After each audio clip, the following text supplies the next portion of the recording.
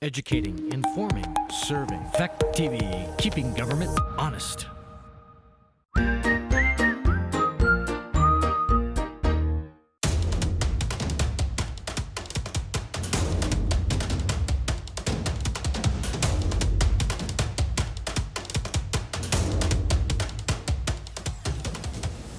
Hi, I'm Donald Caponselli. I'm the elected moderator for this year's annual meeting. Very thankful to have Chris Hodgson's, Chris Pratt's technical skills. As you see, I can't even get my name right on the screen. There will be no action taken tonight. This is an informational meeting. I'm been advised to follow through the tradition of reading the warning. And so here we are. The legal voters of Union High School District number 27, Bellows Falls Union High School, consisting of the school districts of Athens, Grafton, Rockingham, and Westminster, Vermont, are hereby warned to vote by Australian ballot on or before Tuesday, March 2nd, 2021, to act on the following articles 1 through 5. And it has a listing of the different towns in the polls. Articles 1 through 3 are the electing of the officers. Article 1 is to elect by ballot a moderator for a 1-year term. Article 2 to elect by ballot a clerk for a 1-year term beginning July 1st, 2021. And Article 3 is to elect by ballot a treasurer for a 1-year term beginning July 1st, 2021. Article 4, I think, will be the focus of the attention tonight. Shall the voters of the Union High School District number 27 approve the school board to expend $7,502,808.12, which is the amount the school board has determined to be necessary for the ensuing fiscal year. It is estimated that the proposed budget, if approved, will result in the education spending of $19,496.51 per equalized pupil.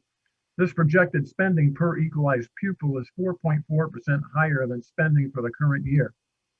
Shall the Union, that was Article 4. Article 5, shall the Union High School District number 27 vote to pay its district officers compensation in the following amounts. Board chair, $550. Board members, $450 each. Treasurer, $600, and district clerk, $125.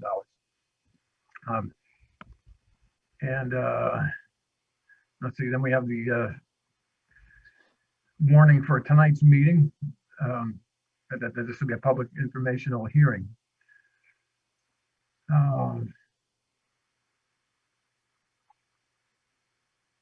Okay, so I'm wondering, before we start on Article 4, I'm wondering if I could introduce the high school board members that are here tonight. Molly Bannock, would you like to say hi? Hello, representing Westminster. Jack Breyer. Hi, everybody. I'm Jack Breyer, and I represent the town of Grafton. Yep, David Clark. I'm David Clark, and I represent the town of Westminster. Brenda Farkas. Oh, Brenda's not here at the moment. Steve Fine, are you here tonight? No, I didn't see him earlier. Margot Gia. Colin James, are you here tonight? Priscilla Lambert. Hi, I'm Priscilla Lambert, and I represent the town of Rockingham. Deb Wright. Hi, I'm Deborah Wright, and I represent the town of Rockingham. Those are 9 of our 10 members. There is a vacant position from the town of Westminster. I know my Westminster neighbors are very much into their participatory democracy. So folks would love to see somebody step up into that position from Westminster. Shall we go right to Article 4? Shall the voters of the Union High School District number 27 approve the school board to expend $7,502,808.12? Who'd like to take the budget presentation? That you, Jack? I think it will be, but before we do that, I want to make sure that I don't cut off Chris Hodson's chance to do a rerun of the presentation he made at the Grafton pre-town, if he would like to, or if he would just rather have me get into the weeds of the budget, we can do that. Yeah, Chris, whatever that was time.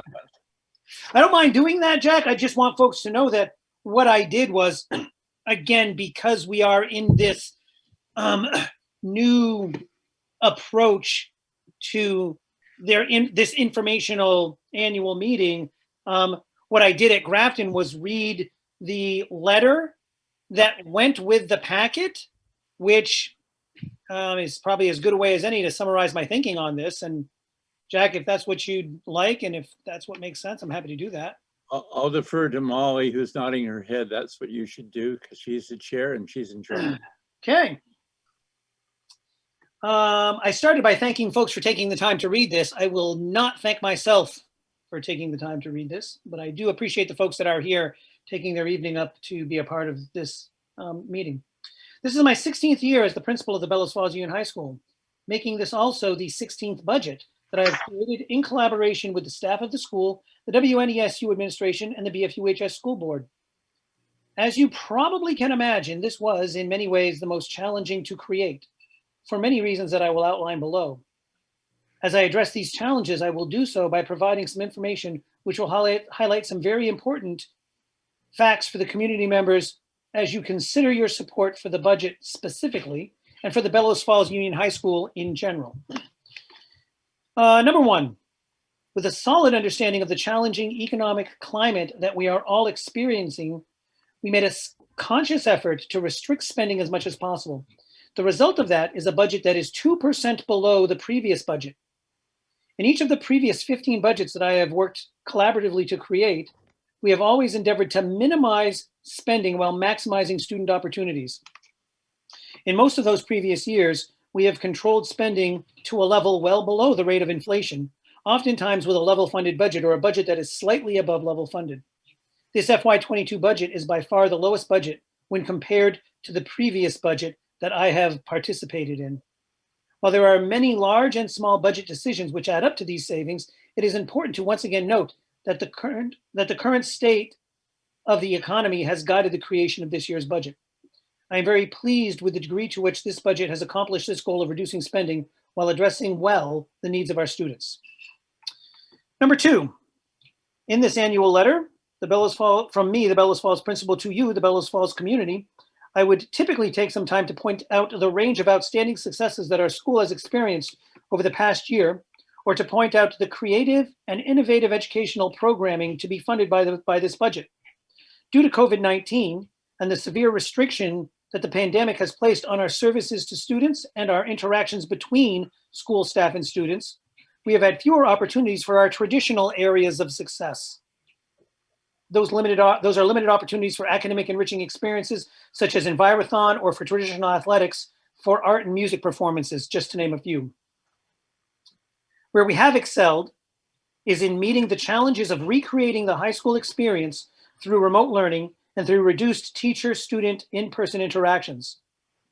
Few educators and students had any experience in the new teaching and learning modes that we were compelled to employ.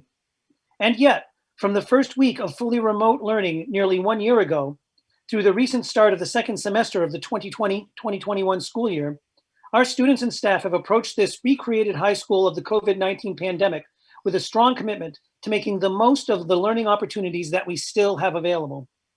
Very few, if any, teachers or students prefer what we are currently doing to the traditional full week of full day in-person learning experience. And who would? Education is a people business, and that is best served with in-person experiences that lend themselves to relationship building.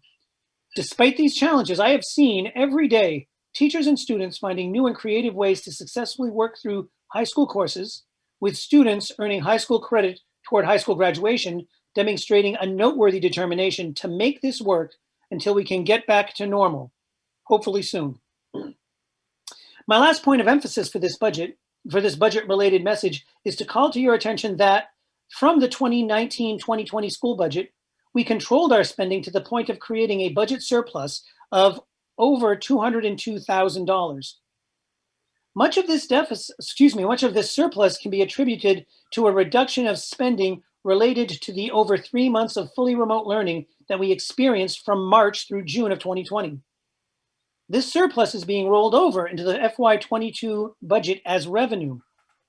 What that means to the taxpayers is that this money will directly reduce the amount of money needed to be raised by taxes to fund this budget.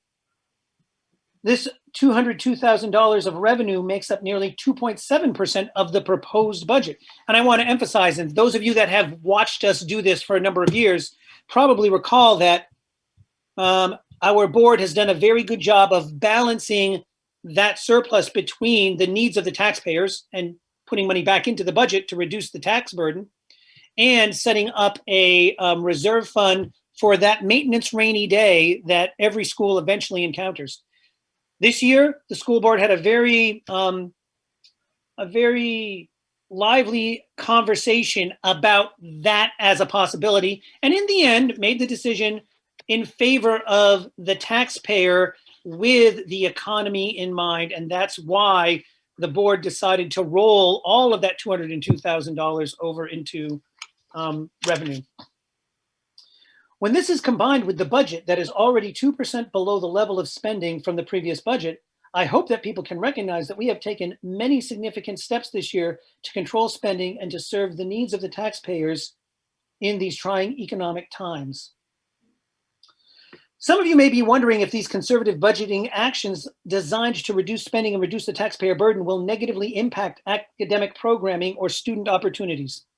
I am very confident that we will be able to provide the same high quality education that the community has come to expect from BFUHS with the proposed level of spending. I must note that it is still difficult to predict what our instruction will look like when we start spending from this budget in early July. What I do know is that when we start our transition back to some level of normalcy, we will still need the same level of staffing with the same dedicated teachers and support staff that we currently employ. And I must note that we do not anticipate any significant change to our enrollment numbers. This reality caused me to strongly promote the need to neither add to the current staff nor to reduce the current staff level. This will be the key to maintaining our ability to serve well the wide range of student needs that we find in our school community.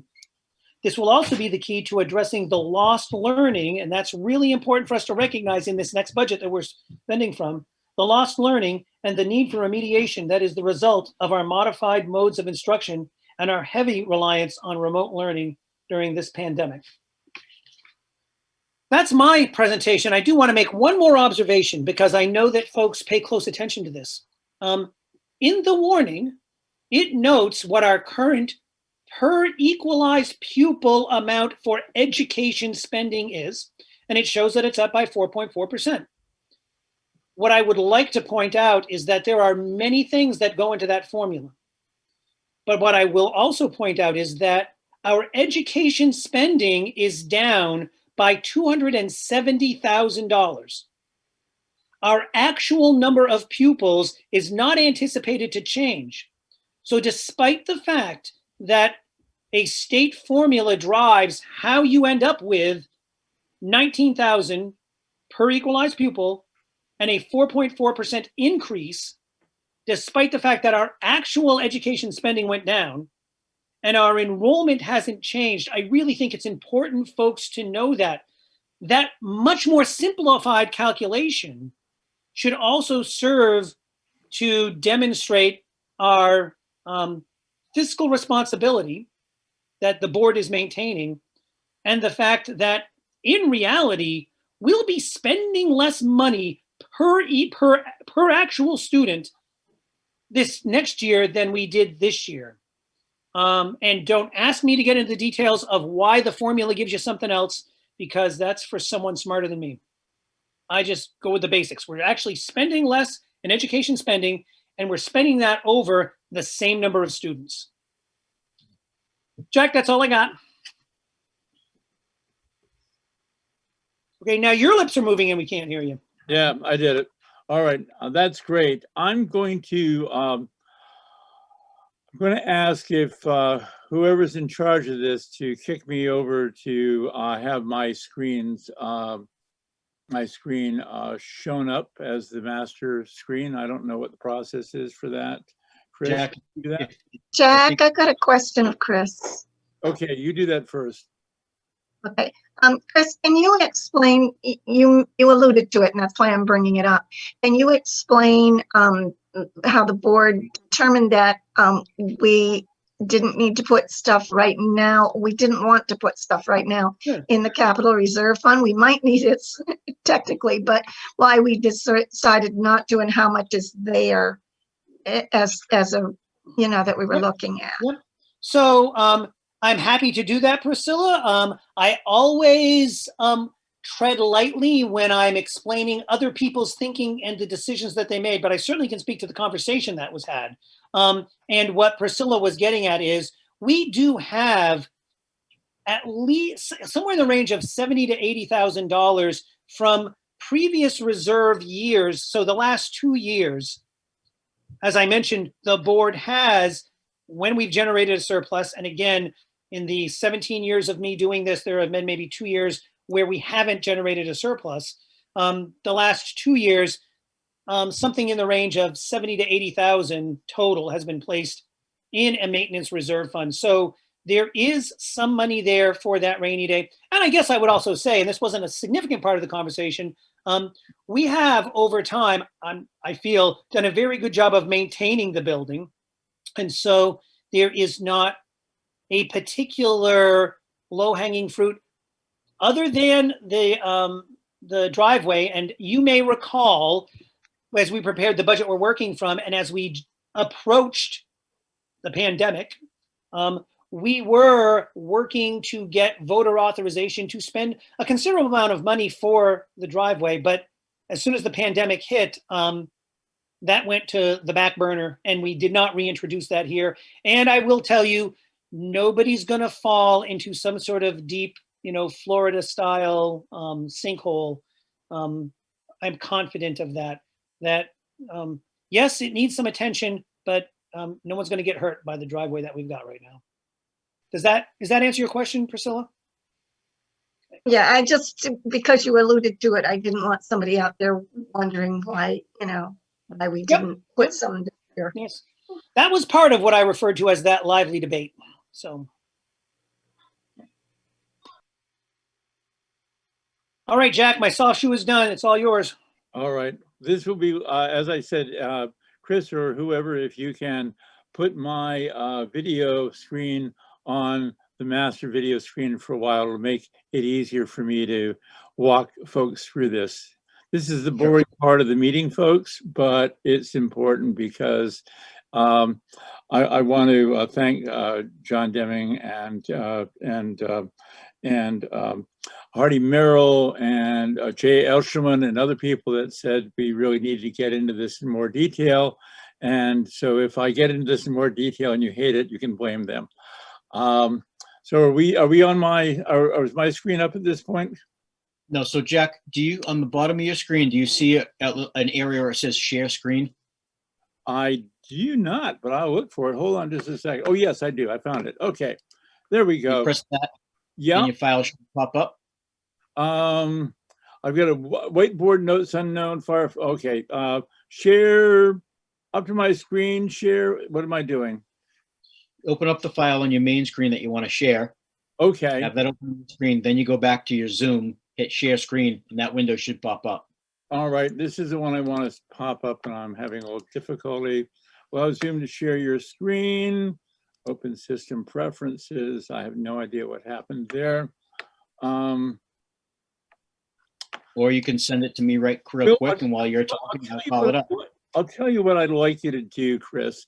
I'm going to mention page numbers in this, and what I'd like you to do is go to that page when I mention it. Would you be willing to do that for me? This is the report.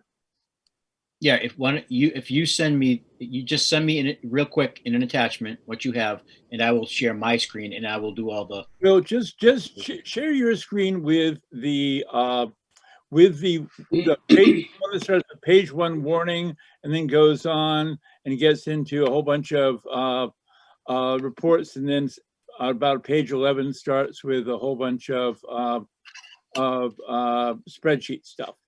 That is the report. That's the digital report that Chris sent me. Chris, you know what I'm talking about, and I think you all do.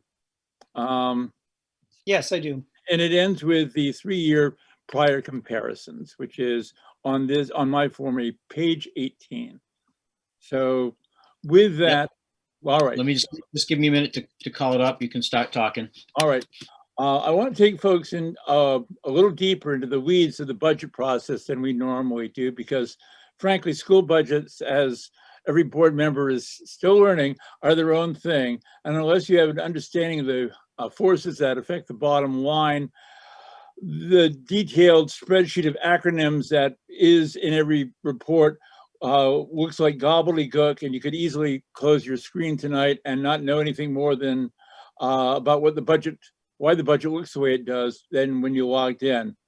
Let me just start and say that when we do get into this, into that spreadsheet, there are a lot of shifts and consolidation of line items in this new system, the e-finance system, and changes made by the state that make some of the year-to-year comparisons tricky. I don't know, is Flora on this call still, Chris? So if I make any... Yes. All right, well, Flora, if I say something that's wrong, because it's been a couple months since we did this, I want you to just say, Jack doesn't know what he's talking about, and this is the actual data. So with that caveat, let me just start by saying that we did a budget last year. We thought we knew what we did.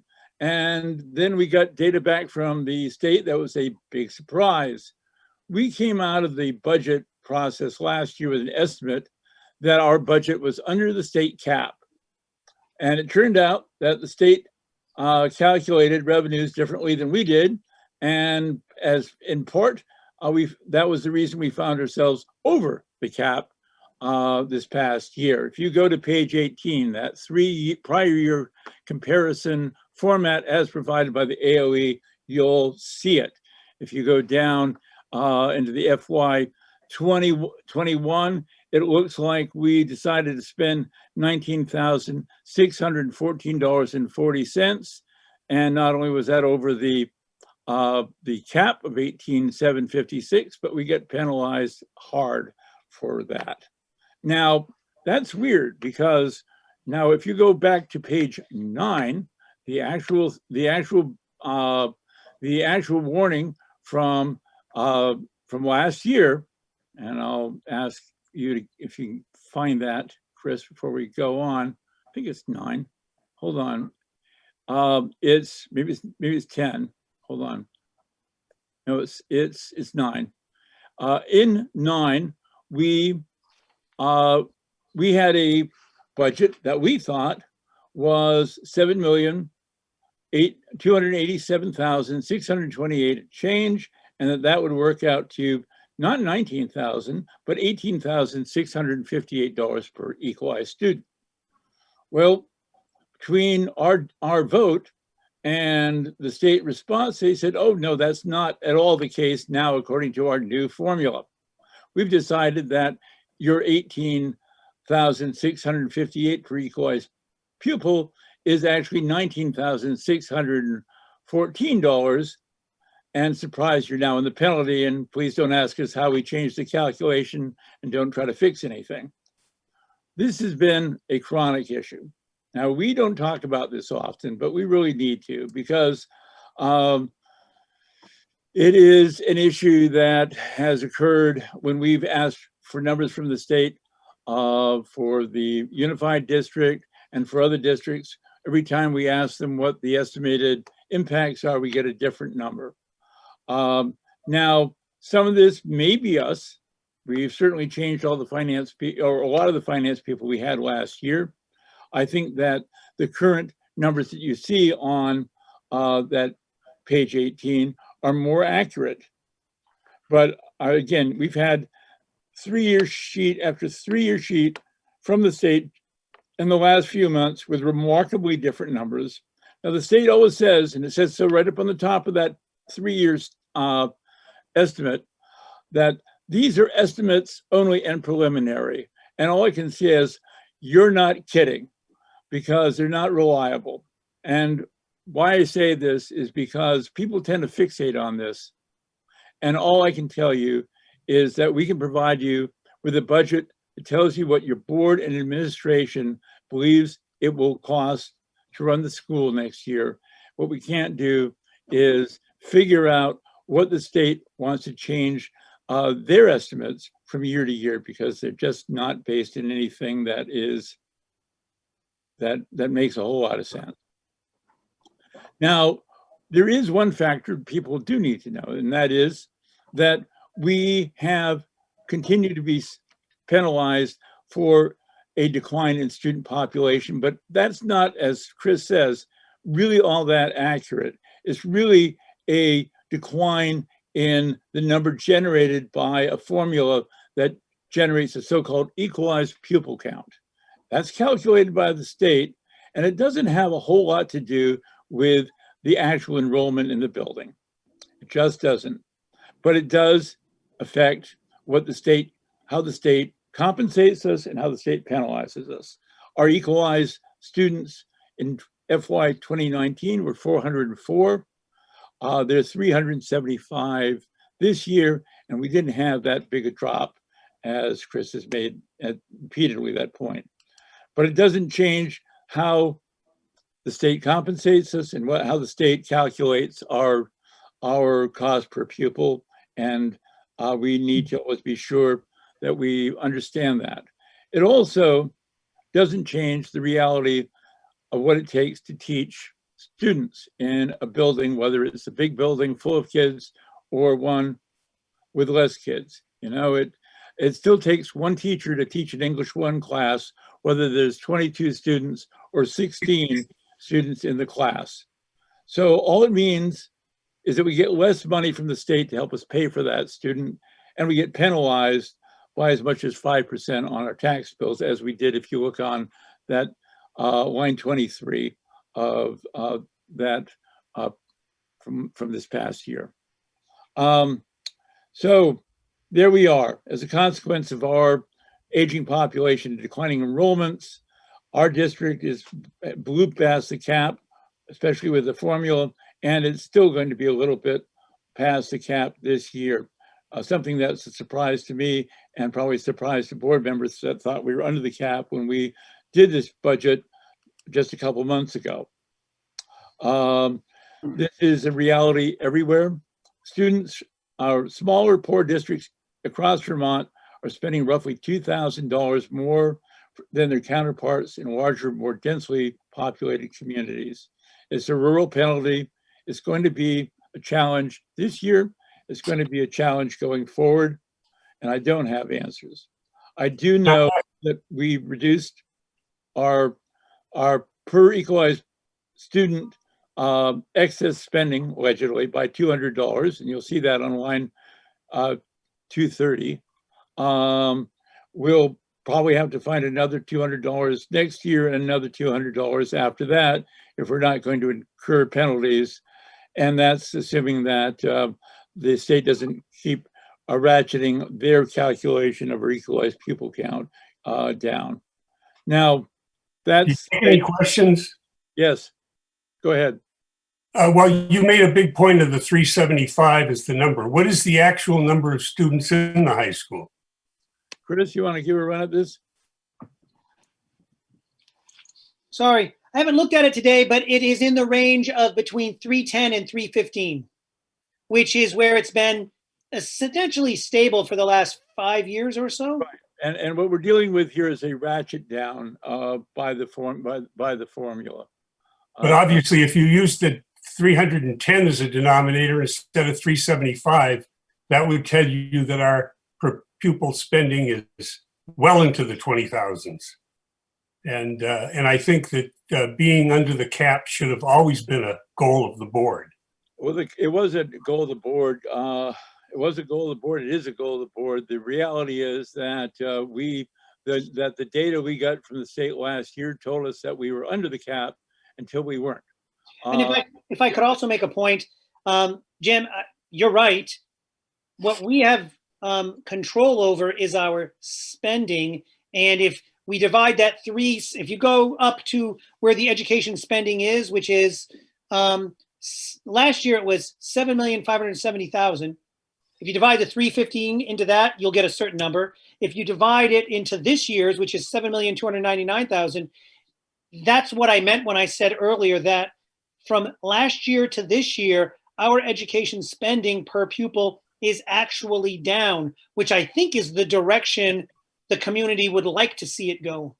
So that was the point I was making. Right, it's gone down by $200 per pupil based on the state's newest formula calculation. I won't argue that it needs to go down more, but I would say the problem you have here is if you have 5% less students or 5% less equalized pupils, you don't get to cut 5% of a teacher and make up the difference. It doesn't work that way. This is not a liquid system. It's liquid if you're Burlington and you've got, a couple hundred teachers in your school system. It doesn't work when you've got one English teacher, or one person doing physics. It just doesn't work. And that's the problem with a formula that was really built on the assumption that everybody was Burlington, and that somehow little schools where you've got a small staff can somehow iterate their costs according to their population. Believe me, in Grafton, this has been a huge issue in past years because you simply can't manage your staff in 2% and 3% and 4% increments when you've got, not a staff of only a dozen folks or less. In any case, there are some things in the budget that I think are important that involve both things that we can control and things that we cannot. For example, one of the bigger items that we face that is completely out of our control is health insurance costs. When the state took over the health insurance, the result was they pushed up bills by roughly 9% and then didn't pay us the increased costs they saddled us with. It's still an issue. We talked about this during budget. If you look at the bottom of page 11, and I'm going to wait for Chris to find that page. If you go to page 11, you'll still see that we're incurring costs that are jumps in the range of, correct me if I'm wrong on this, Flora, but they're still in the range of 7% or more, and it was closer to 9% last year. And we're stuck with the program because the state has a monopoly. So we get charged with something and then penalized for the fact that we can't do anything about it. That's just the reality. And it's a big pressure on our budget. Now, there are some things that we do have maybe some more impact on, we have some discretion about, but maybe really not. And that's things like transportation costs. Now, we keep buses outdoors at the supervisory, at the high school, because we have no place to garage them, and the buses aren't holding up as a consequence. And if you look again on page 18, you'll see that there's I think it's 18. Yes, 18 shows that we have a transport assessment that's significant. No, I'm sorry, that is the wrong page. Is it 11? Let me go quick look. Hold on just a second. I'll look at my own sheet for that. Where is it? Oh goodness, I had it and I don't have it. Well, the reality is it's a significant up bump in the it's called the WNESU transport assessment. It's in that whole list of WNESU columns in the last spreadsheet page. That's page 17. Page 17, not 18. Thank you. And you'll see that's a significant hit. We're going to have to, there are ways that we may want to sit down with the SU next year and figure out if we want to do something about housing buses so they don't rot out on us. But for now, that's where we're stuck. And those are drivers of higher costs. That's the bad news. The good news is that the SU has been doing some serious restructuring, as has the high school. As Chris said, we're able to make $202,000 in cuts. Last year, we generated a surplus of that, and that does lower this year's budget by more than $500 per equalized student. It's important to note that we did decide that our rainy day fund needed not to be funded this year because we were in a hurricane due to COVID. And so we put that money into this year's budget in total.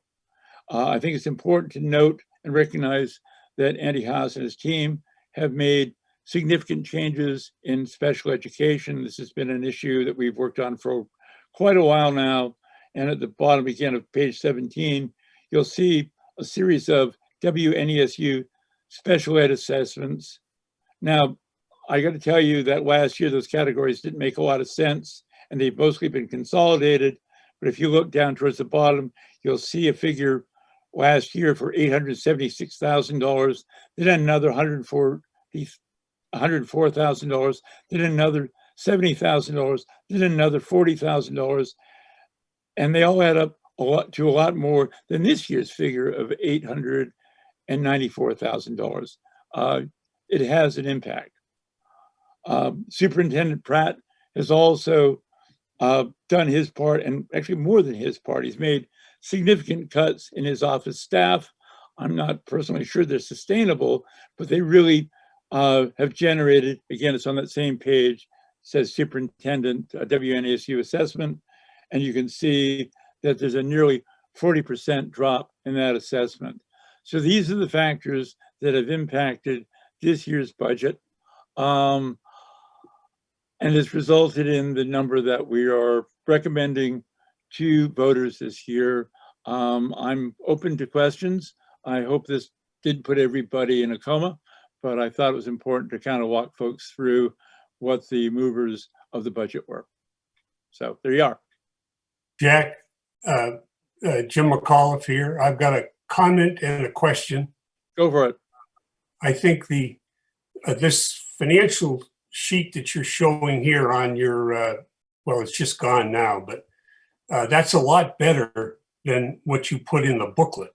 The booklet was the annual report booklet. All it had was the expenses for this year. I think having one that shows the budget and actual from the previous year would have been much more helpful if anybody looks at those books. You know, that's Jim, I literally saw the booklet today for the first time. I think that most people have looked at the digital version of this. I had assumed that they were the same. I'm going to take a look at it, after this call, and if they're not the same, well, we'll have to. Well, the final column's the same. Pardon me? Well, forget it. No. Let me get to the question. You said there was nothing you could do about many of the costs you cited, health insurance. But the one thing you can do, that the board can do, is monitor the number of adults that you have in the building. And as you know from my prior service, Yep. In looking at this budget, just to pick one number, one area, it looks like we still have 2 teachers in foreign language. Is that correct? Yes, that is correct. 2 full-time teachers in. Yeah, we do. Yep. Yes, we do. Now, when I was on the board, the classes that were conducted by these teachers had anywhere from 1 or 2 up to 5 to 10 in the class. I saw the same number, Jim. The 1 or 2, I think you might want to take a hard look at, but the 5 or 10 is, I think, accurate. And I do. This gets back to the point we were making. But I need to make a point. That comment implies to the general public that the largest class we have in foreign language is 5 or 10, which is far from true. Upper teens to lower 20s would be the highest that we have in foreign language classes. And yes, we have a few that are very low. Those are the ones that get more into the 2, 3, or 4 level of those classes. But I just want to make sure the general public doesn't think that there isn't a 17 to 20 size foreign language class there. So just Well, why don't you share those numbers with the public so that they Sure. can see, you know, what the student load is for Sure. each teacher.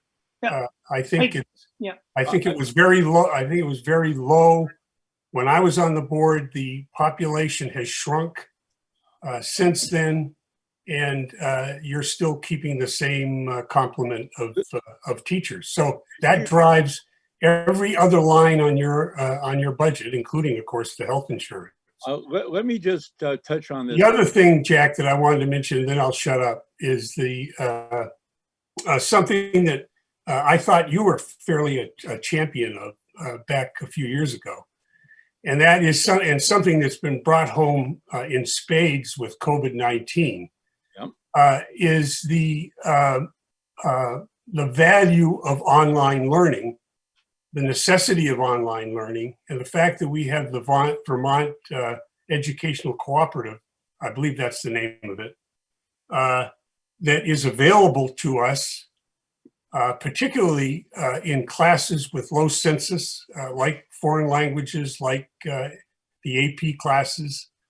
I think that clearly now, as educators are looking to the future, we have no idea what this COVID-19 is going to do to our college curriculums and how our colleges, what they look like in 10 or 15 years. And clearly online learning is going to be a huge and growing factor in that.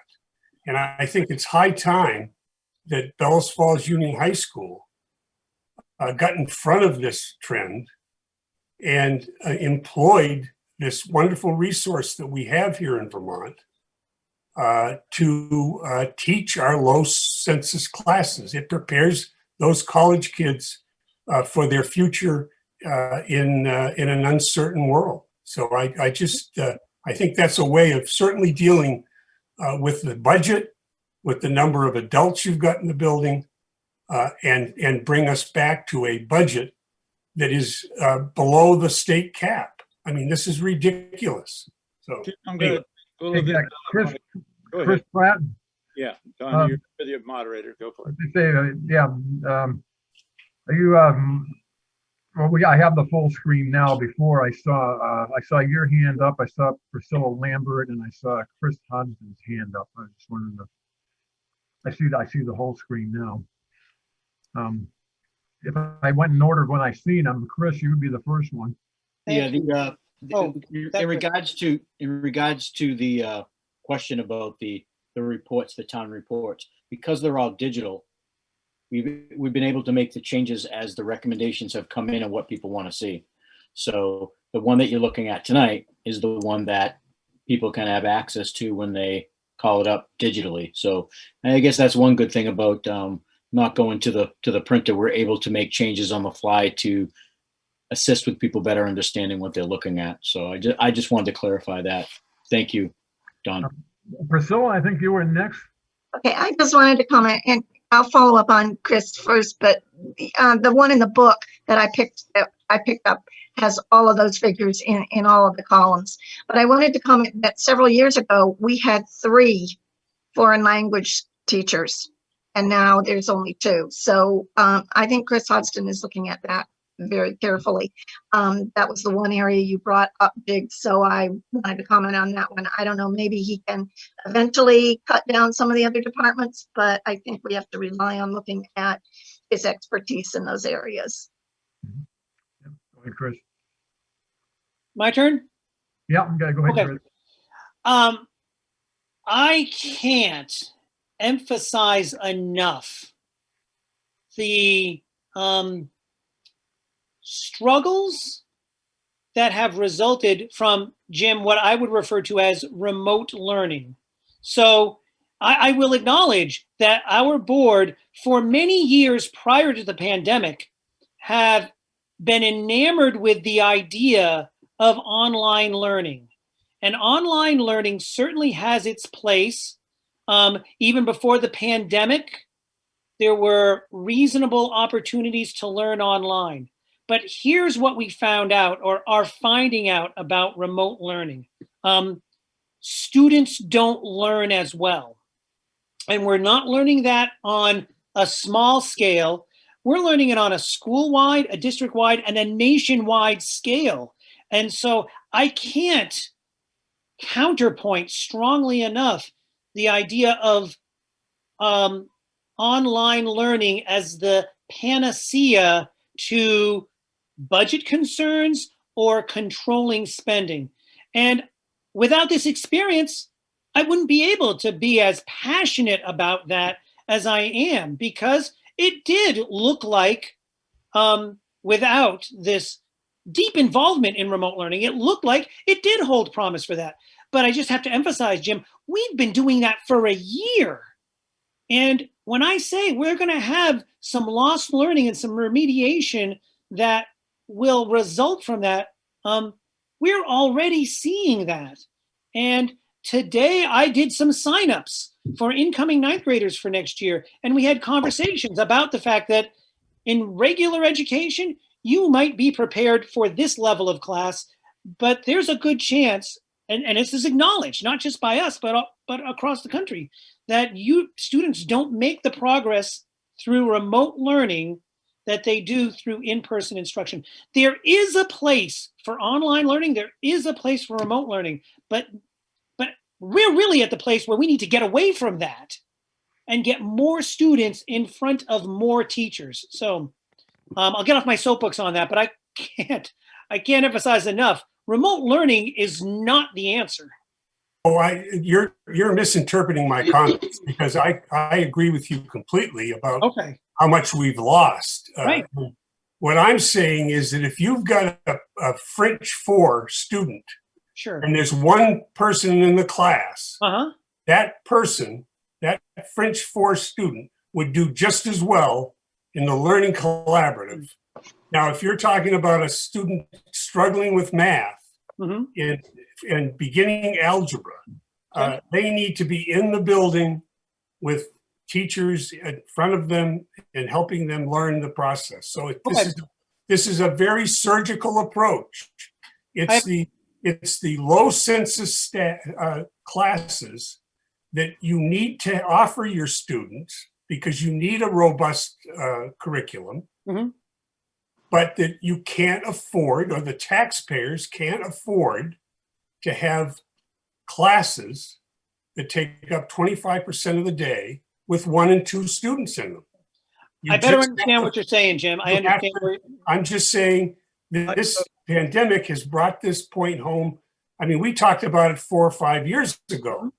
But I think it's bringing the point home for a surgical approach to making better use of the collaborative for those students that are in those higher level, low census stat, and that's the only point here.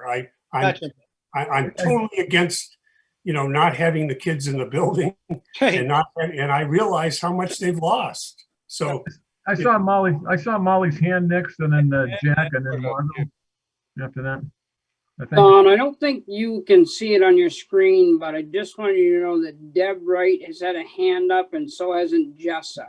Oh, okay. Yeah, that's right. I don't. I guess I need Mr. Pratt's help. So I'm okay. I just wanted, they're not on the screen, but they have had a hand up. Deb Wright and Jessa. Okay. Well, Deb, you want to go next? Deb Wright? Sure. I only have a couple of brief things, and one was just to touch base back on without the pandemic, pre-pandemic. We're being told by education and by the governor to reduce the number of teachers or increase the class sizes because we are not within what they consider to be recommended bounds.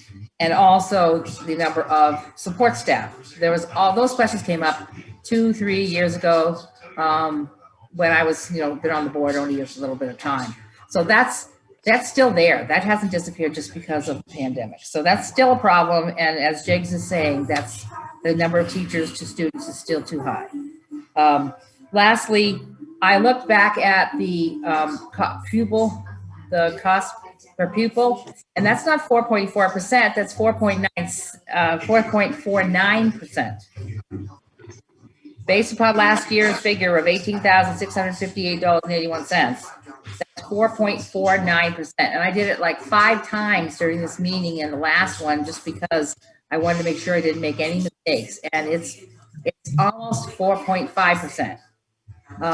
Why we didn't put 4.49, which is accurate, that actually brings us within a few cents of 51 cents. I don't know why we didn't do that to be accurate and transparent. The number of 4.4 is actually appears to the eye to be lower because we're not giving a comparison to last year's in this booklet. Thanks. Okay, Jessa, how about you? Do you read the other one? Maybe your hand up. Yeah, I do. Thank you. We'll get to you. When it comes to foreign language and AP, to Mr. McAuliffe's comment, why are we not encouraging more students to take those? I know VT-VLC has been available for BFUHS. I don't know if it's been well utilized, but that is something that can be looked at. I think we should encourage more students to be taking those classes, not cutting their opportunity by only having local teachers. My other point, well, I have several points, is that we are talking very much about the taxpayer here, less so than the children.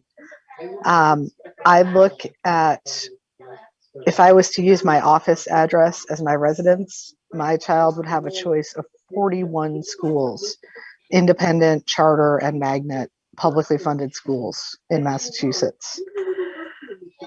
But to our issue here, I know the taxpayers can't afford more because many of them do live in poverty, but we have asked, and in many cases demanded through legislative mandates, that our teachers are the ones that have to mitigate the effects of generational poverty, the opioid addiction, more children being born with special needs, even so much as premature infants surviving that wouldn't have 20 or 30 years ago. And it's really, we're not even treating our teachers as professionals anymore, in that we're so micromanaging what they teach. And I really don't know that now, especially after the pandemic and the year of remote learning, which is the other point of Mr. McAuliffe, that some kids don't learn as well remote, but there is a generation of college graduates that have learned exceptionally well online. Asking our in-person teachers who have never taught a remote class to teach that is a level of adaptation that we've never expected of them before. And I really don't think we can count the last year against anybody, teachers or students. So while I understand we're going to take a big tax hit with this, I really don't think that this is the year to be removing any opportunity by limiting the budget. Molly, were you going to chime in before, or were you just directing me to Deb and Jessa? Okay, yeah. So you see your mic's off. Jack, you wanted to jump in a while back. Oh, your mic's off. I believe Margot had a point to make, or at least I think. Yeah, Margot was also. Yeah. Go ahead, Margot. You turn your mic on. Here you go. Well, I feel like maybe I'm just reiterating things and the importance of some of the things that have been said. But, I can speak from one experience with a few children in the school that, I've never seen a class. They've never had a class of 1 or 2 students. There have been classes that have been canceled because there's not enough students to sign up for the class. So I do feel like our administration is watching and looking at those issues and concerns, and they're not just running a class because. So they do try to find alternatives for students of classes that do need to be canceled, that the school can't run because numbers aren't there. And right now, I just want to iterate what Jessa said, that, you know, this is not a time to be looking at cutting. We need every support and every in-person opportunity that we have to support students. And it's going to take a while for students to, you know, find a new normal in this educational world. So I guess that's what I just wanted to throw in there. Thanks. Okay, Jack Bryan. Just a couple points. One, I want to make it clear to people that I looked at teacher-student counts, because we've been doing that pretty much every year since Jim McAuliffe had us go through that exercise, and this budget was built with some of that data, just like all the other ones have been.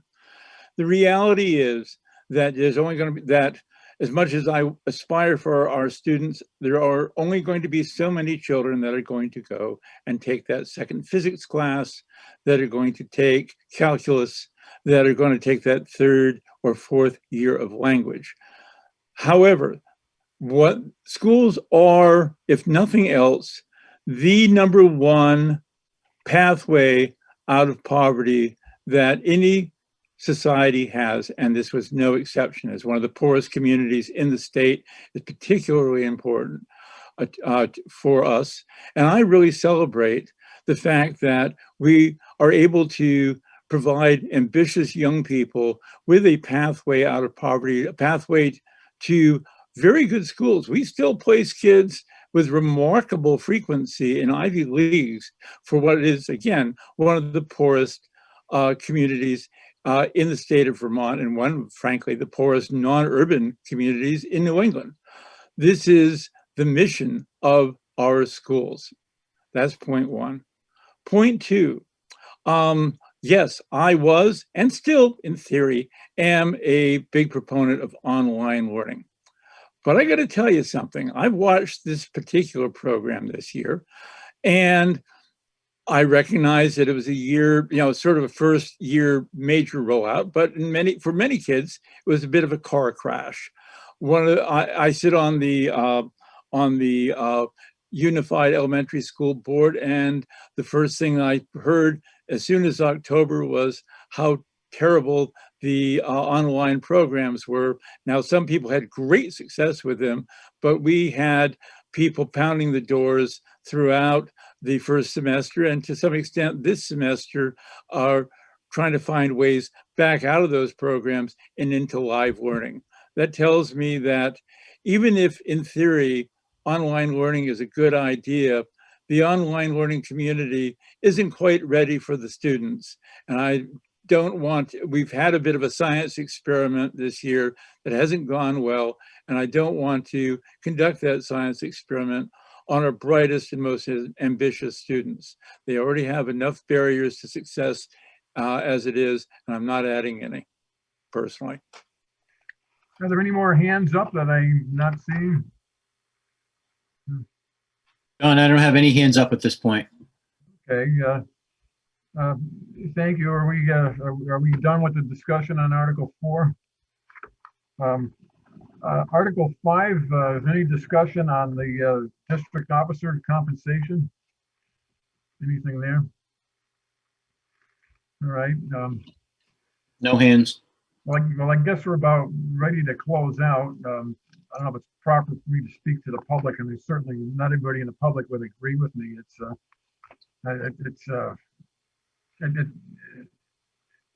hard to see all the work gone into reducing the spending line and still get hit with a penalty, you know, for the spending per pupil has gone up. I can really empathize with that. And having been on the high school board for 4.5 years, I don't know how have a better principal than Chris Hodgson. Gosh, I don't know how I don't know how you do better in terms of relationship with the students, his budgeting, and you know, it appears that the supervisory union administration, Mr. Pratt and company, seem to be doing a terrific job as well. Hopefully, hopefully we'll be able to continue working well together in the future. One other thing I want to mention before we adjourn is if I have my dates right, this coming September 2001 is the 50th anniversary of the Bellows Falls Union High School building. And then I kind of thought a few years ago when I was with the Buildings and Grounds Committee on the board that would be quite a notable event. I hadn't really thought about the significance of coming back from a global pandemic and then coming into that building for the 50th anniversary. It'd be kind of a remarkable event in at least a couple of different ways. So. Mr. Moderator, I hate to interrupt you, but this class that's Yep. graduating this year is the 50th class to graduate from the Bellows Falls Union High School. And quite honestly, when they entered as 9th graders, we had a grand vision for celebrating this year, which totally got blown up by our inability to do things. But that doesn't dismiss the great accomplishment of the past 50 years. But it's this class that's graduating is the 50th class to graduate from the Bellows Falls Union High School. I apologize to the graduates for being off a year. It's been a notable year. Well, if there be no further business, I'll entertain a motion to adjourn. Anybody want to move to adjourn? Mr. Clark, I see you first. I would like to move it and speak to my motion. Go ahead, Mr. Clark. I move to adjourn, and I want to remind the members of the SU board that we are in recess and will reconvene the meeting upon conclusion of the high school. Well, I think it's cookie dough. Bad news for credit card companies. Get some feedback from somebody's mic. All in favor? Imagine possible, and with a monthly payment. Well, it sounds like the supervisory union board is looking to get back out of it. Thank you very much, everybody. Thank you, Mr. Pratt. 350-6383.